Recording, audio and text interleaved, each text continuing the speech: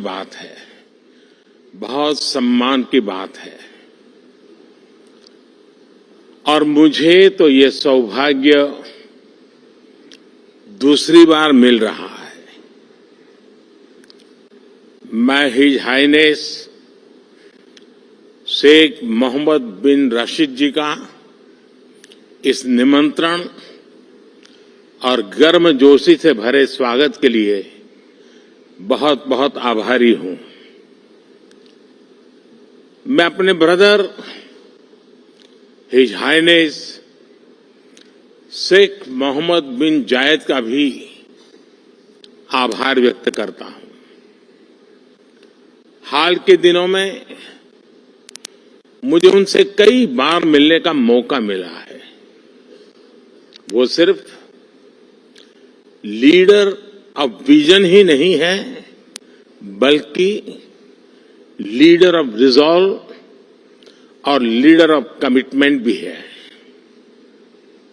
साथियों, world government summit दुनिया भर के थॉट लीडर्स को एक मंच पर लाने का एक बड़ा माध्यम बन चुकी है। इसमें हिज हाइनेस शेख मोहम्मद बिन राशिद की विजनरी लीडरशिप उसका बहुत बड़ा रोल है।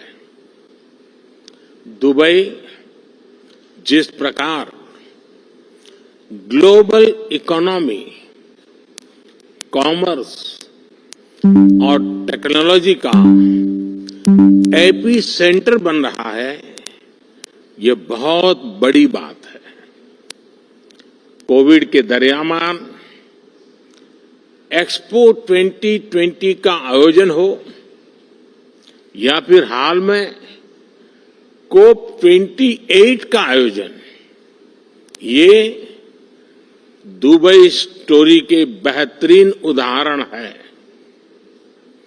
मैं आपको इस समिट के लिए बधाई देता हूं, इसकी सफलता के लिए शुभकामनाएं देता हूं। साथियों, आज हम 21वीं सदी में हैं। एक तरफ दुनिया आधुनिकता की तरफ बढ़ रही है, तो पिछली सदी से चले आ रहे चैलेंजेस भी उतने ही व्यापक हो रहे हैं। फूड सिक्योरिटी हो, हेल्थ सिक्योरिटी हो, वाटर सिक्योरिटी हो, एनर्जी सिक्योरिटी हो, एजुकेशन हो, समाज को इंक्लूसिव बनाना हो, हर सरकार अपने नागरिकों के प्रति अनेक दायित्वों से बंधी हुई है। टेक्नोलॉजी हर प्रकार से, चाहे वो नेगेटिव हो या पॉजिटिव, एक की डिसरप्टर साबित हो रही है।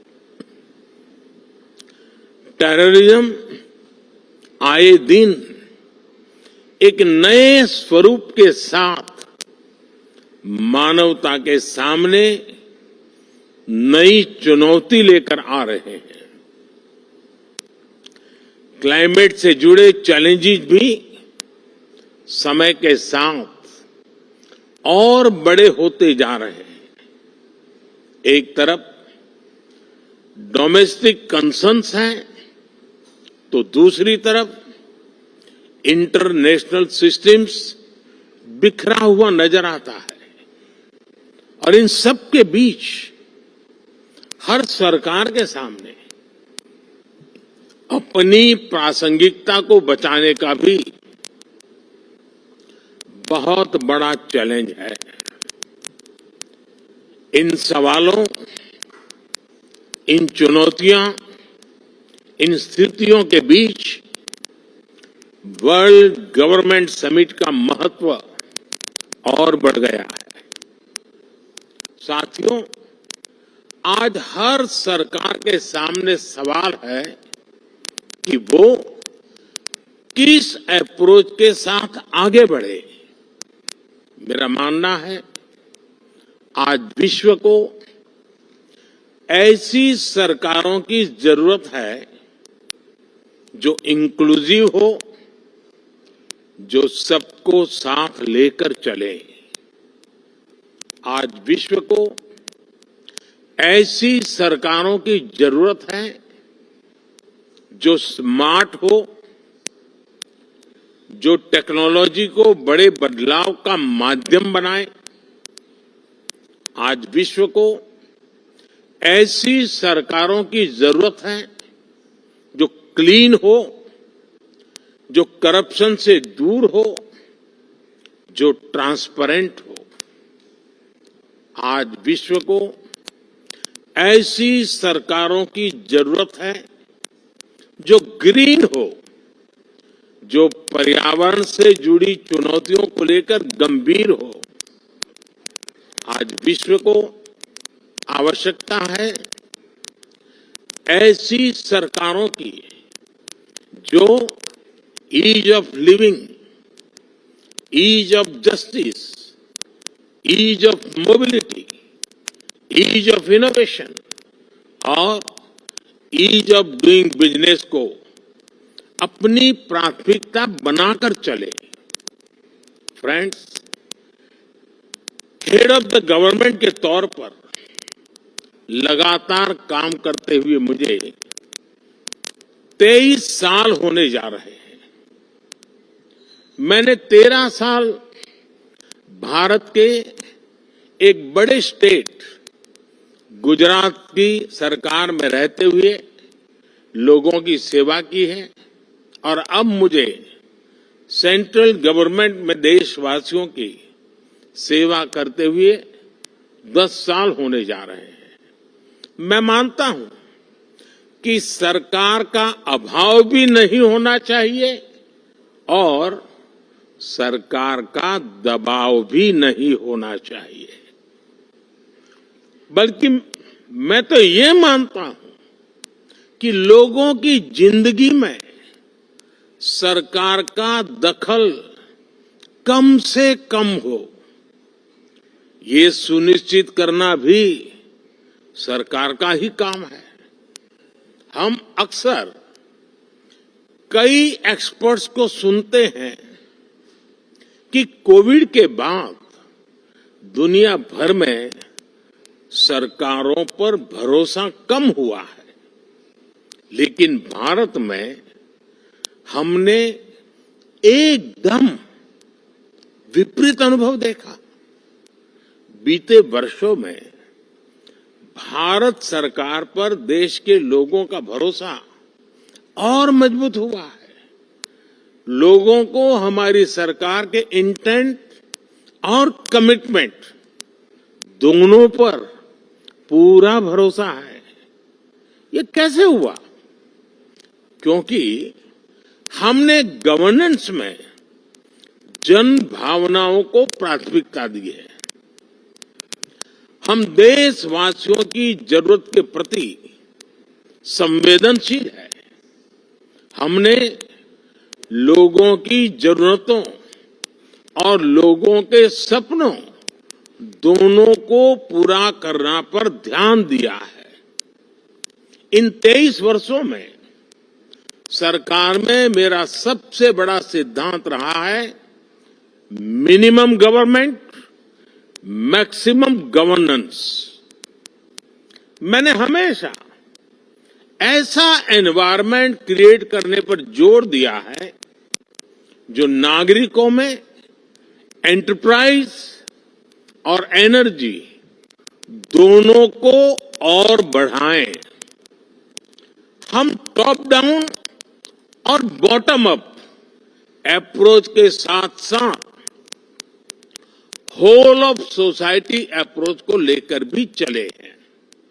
हमने होलिस्टिक अप्रोच पर बल दिया, पीपल्स पार्टिसिपेशन को सर्वोच्च प्राथमिकता दी।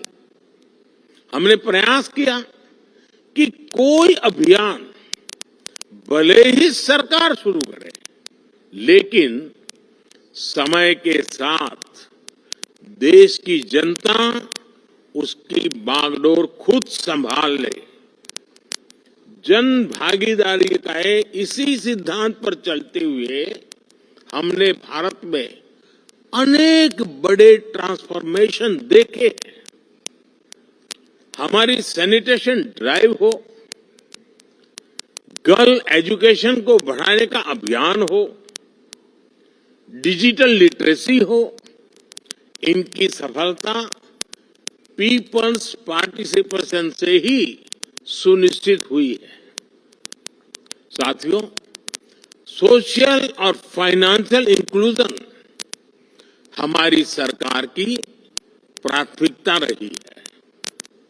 हमने 50 करोड़ से ज्यादा ऐसे लोगों को बैंकिंग से जोड़ा जिनके पास बैंक अकाउंट नहीं था। हमने उनको जागरूक करने के लिए बड़ा अभियान चलाया। आज इसी का परिणाम है कि आज हम फिनटेक में, डिजिटल पेमेंट्स में बहुत आगे निकल गए हैं। हमने विमेन लेड डेवलपमेंट को बढ़ावा दिया है। हम भारतीय महिलाओं का आर्थिक, सामाजिक और राजनीतिक सशक्तिकरण कर रहे हैं। कानून बनाकर हमने भारत की महिलाओं को पार्लियामेंट में रिजर्वेशन भी दिया है। हम आज भारत के युवाओं के लिए नए अवसर बना रहे हैं, उसके स्किल डेवलपमेंट पर फोकस कर रहे हैं। बहुत कम समय में ही भारत दुनिया का तीसरा सबसे बड़ा स्टार्टअप इकोसिस्टम यानी स्टार्टअप इकोसिस्टम का इतना बड़ा जंप आज हम तीसरे नंबर पर पहुंच गए हैं। साथियों, सबका साथ, सबका विकास के मंत्र पर चलते हुए हम लास्ट माइल डिलीवरी और सैचुरेशन के अप्रोच पर बल दे रहे हैं। सैचुरेशन की अप्रोच यानी सरकार की योजनाओं के लाभ से कोई भी लाभार्थी छूटे नहीं, सरकार खुद उस तक पहुंचे। गवर्नेंस के इस मॉडल में भेदभाव और भ्रष्टाचार दोनों की ही गुंजाइश समाप्त हो जाती है। एक स्टडी के मुताबिक भारत ने पिछले 10 वर्षों में 250 मिलियन लोगों को गरीबी से बाहर निकाला है और उसके पीछे इस गवर्नेंस मॉडल की बड़ी भूमिका रही है। साथियों, जब सरकारें पारदर्शिता को प्राथमिकता देती हैं तो उसके नतीजे भी मिलते हैं और भारत इसका भी एक उदाहरण है। आज भारत के 130 करोड़ से ज्यादा नागरिकों के पास उनकी डिजिटल आइडेंटिटी है। लोगों की ये डिजिटल आइडेंटिटी, उनके बैंक्स, उनके मोबाइल सब इंटरकनेक्टेड है। हमने टेक्नोलॉजी की मदद से एक सिस्टम डेवलप किया है, डायरेक्ट बेनिफिट ट्रांसफर, डीबीटी। इस सिस्टम की मदद से हमने बीते 10 साल में $400 बिलियन से ज्यादा लोगों के बैंक खातों में सीधे ट्रांसफर किए हैं। ऐसा करके हमने करप्शन की बहुत बड़ी गुंजाइश को जड़ से ही समाप्त कर दिया है। हमने देश के $33 बिलियन से ज्यादा गलत हाथों में जाने से भी बचाया है। फ्रेंड्स, जहां तक क्लाइमेट चेंज की बात है, तो इससे डील करने के लिए भी भारत की एक अपनी अप्रोच रही है। भारत आज सोलर, विंड, हाइड्रो के साथ साथ बायोफ्यूल्स, ग्रीन हाइड्रोजन पर भी काम कर रहा है।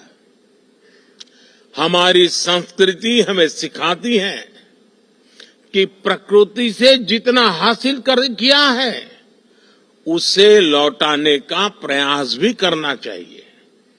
इसलिए भारत ने विश्व को एक नया मार्ग सुझाया है, जिस पर चलते हुए हम पर्यावरण की बहुत मदद कर सकते हैं। ये मार्ग है मिशन लाइफ, यानी लाइफस्टाइल फॉर एनवायरनमेंट का। ये मिशन प्रो प्लेनेट पीपल का रास्ता दिखाता है। हम कार्बन क्रेडिट की अप्रोच को भी काफी समय से देख रहे हैं। अब इससे आगे बढ़कर हमें ग्रीन क्रेडिट के बारे में सोचना चाहिए। इसकी चर्चा मैंने यहां दुबई में ही COP28 के दौरान बहुत विस्तार से की थी। साथियों, जब हम फ्यूचर की तरफ देखते हैं तो हर सरकार के सामने आज अनेक प्रश्न हैं। हम अपनी नेशनल सॉवरेनिटी और इंटरनेशनल इंटरडिपेंडेंस में बैलेंस कैसे बनाएं? अपने नेशनल इंटरेस्ट के लिए काम करते हुए इंटरनेशनल रूल ऑफ लॉ के प्रति अपनी कमिटमेंट पर कायम कैसे रहे? नेशनल प्रोग्रेस का विस्तार करते हुए हम ग्लोबल गुड के लिए ज्यादा से ज्यादा कंट्रीब्यूट कैसे करें? हम अपने कल्चर और ट्रेडिशन से विजडम लेते हुए भी यूनिवर्सल वैल्यूज को समृद्ध कैसे करें? हम डिजिटल टेक्नोलॉजी का लाभ लेते हुए उसके नकारात्मक उन प्रभावों से समाज को कैसे बचाएं? हम वैश्विक शांति के लिए प्रयास करते हुए आतंकवाद के खिलाफ कैसे मिलकर काम करें? आज जब हम अपने देश को ट्रांसफॉर्म कर रहे हैं तो क्या ग्लोबल गवर्नेंस इंस्टीट्यूशंस में भी रिफॉर्म नहीं होना चाहिए? ऐसे अनेक सवाल हमारे सामने है। इन सारे सवालों को ध्यान में रखते हुए ही हमें अपनी सरकारों को दिशा देनी है, फ्यूचर प्लानिंग करनी है। हमें मिलकर कोहेसिव, कोऑपरेटिव और कोलैबोरेटिव वर्ल्ड की वैल्यूज को प्रमोट करना होगा। हमें डेवलपिंग वर्ल्ड के कंसर्न्स और ग्लोबल डिसीजन मेकिंग में ग्लोबल साउथ की भागीदारी को प्रमोट करना होगा। हमें ग्लोबल साउथ की आवाज सुननी होगी, उनकी प्राथमिकताओं को सामने लाना होगा। हमें जरूरतमंद देशों के साथ अपने रिसोर्सेज और अपनी कैपेबिलिटीज को शेयर करना होगा। हमें एआई, आर्टिफिशियल इंटेलिजेंस और क्रिप्टो करेंसी, साइबर क्राइम ऐसे पैदा हो रही चुनौतियों के लिए ग्लोबल प्रोटोकॉल बनाने होंगे। हमें अपनी नेशनल सॉवरेनिटी को प्राथमिकता देते हुए इंटरनेशनल लॉ की मर्यादा भी रखनी होगी। इन्हीं भावनाओं पर चलते हुए हम न केवल सरकारों के सामने उपस्थित चुनौतियों का समाधान करेंगे, बल्कि विश्व बंधुत्व को भी मजबूती देंगे। एक विश्व बंधु के रूप में भारत इसी सोच के साथ आगे बढ़ रहा है। अपनी G20 प्रेसिडेंसी के दौरान भी हमने इसी भावना को आगे बढ़ाया। हम one earth, one family, one future, इसी भाव से चले। फ्रेंड्स, हम सभी के पास गवर्नेंस को लेकर अपने एक्सपीरियंसेस है। हमें न सिर्फ एक दूसरे के साथ काम करना है, बल्कि एक दूसरे से सीखना भी है। यही इस समिट का भी लक्ष्य है। यहां से निकले सॉल्यूशन दुनिया के फ्यूचर को शेप करने वाले होंगे। इसी विश्वास के साथ आप सभी को बहुत बहुत शुभकामनाएं। Thank you very much.